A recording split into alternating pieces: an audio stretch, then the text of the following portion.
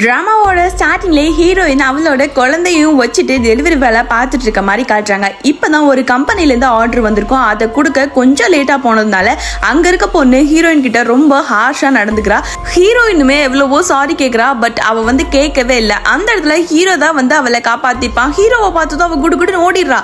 அப்போ தான் ஹீரோயினை கூட்டிகிட்டு வர சொல்லியிருப்பாங்க. அவங்க கம்பெனிலே வேலை கொடுக்குற உங்கள் பேபியும் நீங்கள் தூக்கிட்டு வரலாம் அப்படின்னு ஹீரோயினுமே ஓகேன்னு சொல்லி அங்கே போயிடுறா. போன ஃபர்ஸ்ட் நாளே பேபிக்கு தேவையான எல்லா திங்ஸையும் ஹீரோ வாங்கி வச்சிருக்கான்.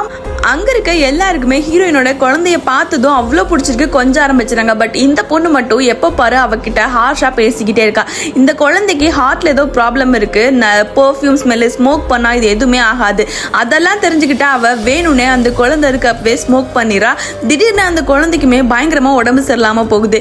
ஹீரோயினுமே அந்த குழந்தைய தூக்கிட்டு ஹாஸ்பிட்டல் ஓடுறா. அப்பதான் ஹீரோவை பாக்குறா. பட் ஹீரோக்கு எதுவுமே தெரியாததுனால அவன் வெளியே வந்துடுறான். ஹீரோவோட ஸ்டாஃப்ஸ் எல்லாம் இப்படி ஹீரோயின் குழந்தைய தூக்கிட்டு ஓடுறாங்கன்னு சொன்ன உடனே ஹீரோவும் ஹீரோயின் கூட போய் 2 பேரும் சேர்ந்து எப்படியோ அந்த குழந்தைய காப்பாத்திடுறாங்க.